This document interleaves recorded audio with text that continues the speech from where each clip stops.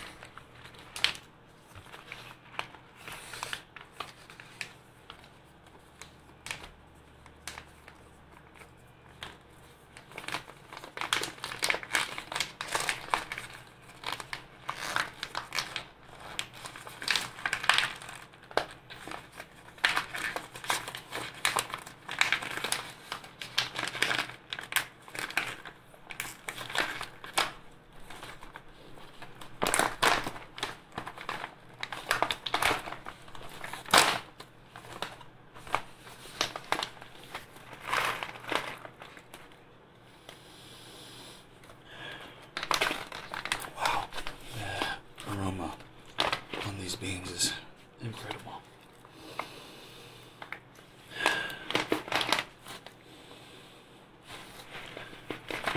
Smells like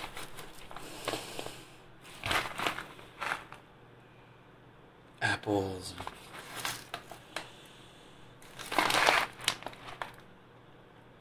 a little bit of sweet milk.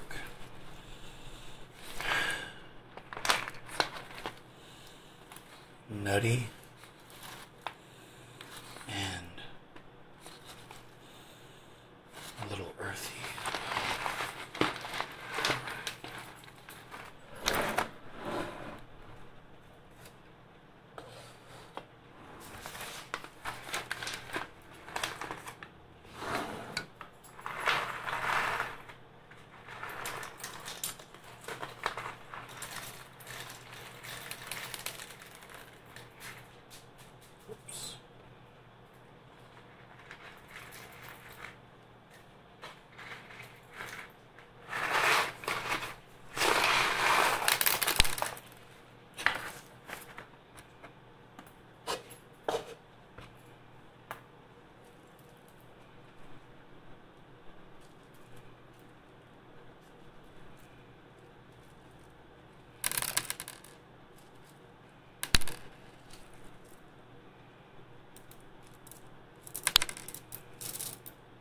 Now, generally speaking, this is not a very ideal coffee grinder because this uses blades that spin and kind of just pulverize the beans. Now, when you're extracting coffee, especially high-end specialty coffee like this, you want the extraction rate to be exactly the same across the board.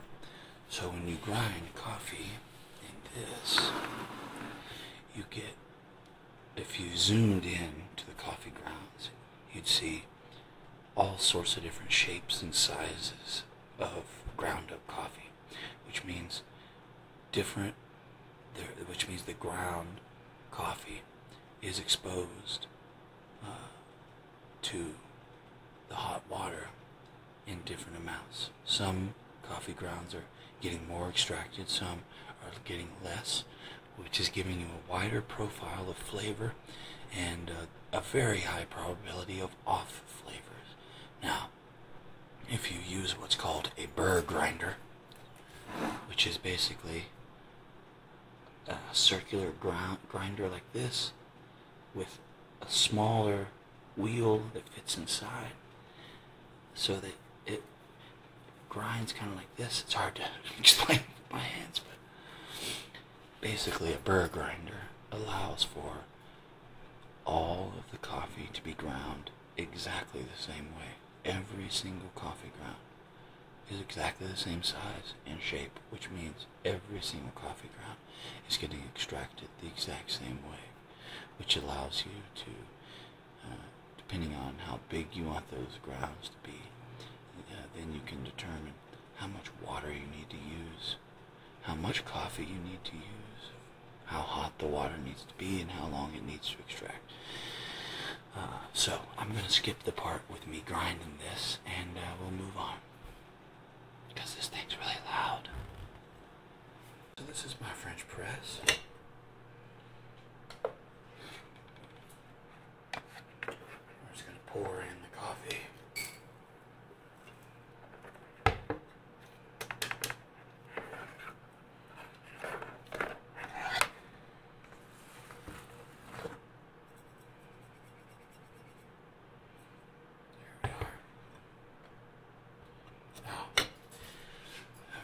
Some water, and we'll add the water, and then wait a few minutes.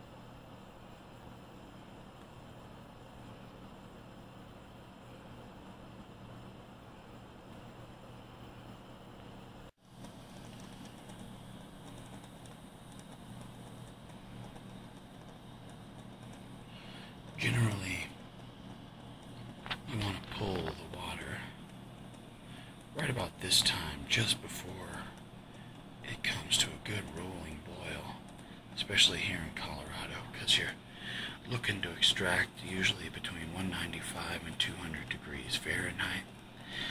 But here in Colorado, where I am at least, I'm up higher, so water boils at a lower temperature. So I usually pull it right about here, and it's usually pretty good. Now we pour in the water.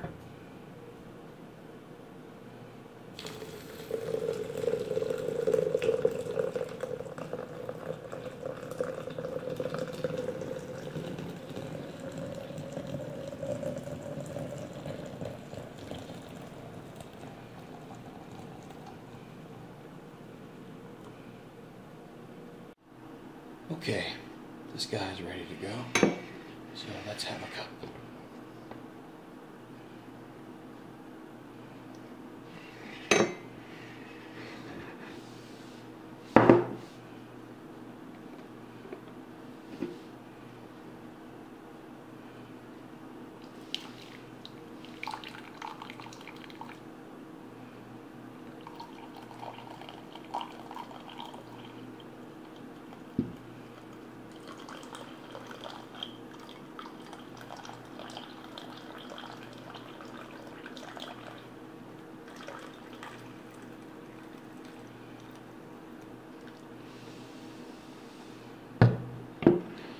I didn't necessarily pour that slow for any sort of reason other than I thought it sounded nice. So, this is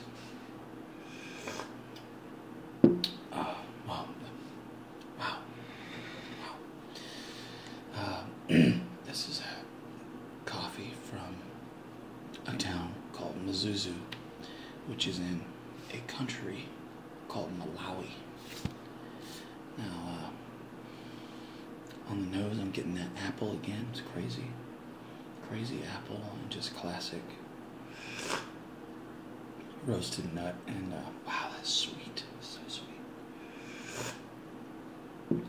And a little bit of coffee cherry and nuttiness, earthiness.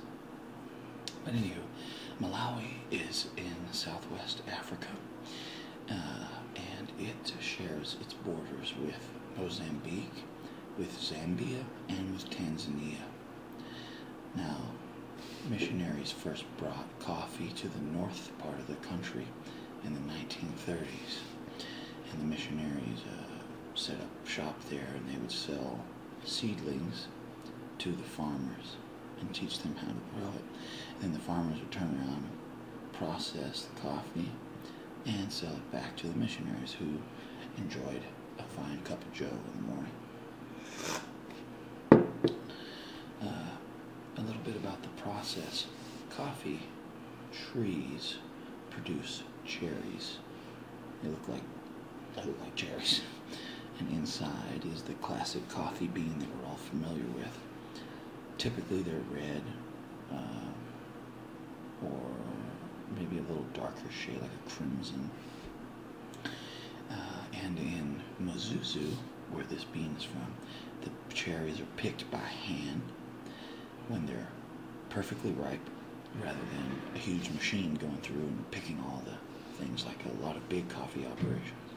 These cherries are picked by hand, and they're put into woven baskets, and they're transported by hand, often in a big basket on top of someone's head. We've all seen pictures like that.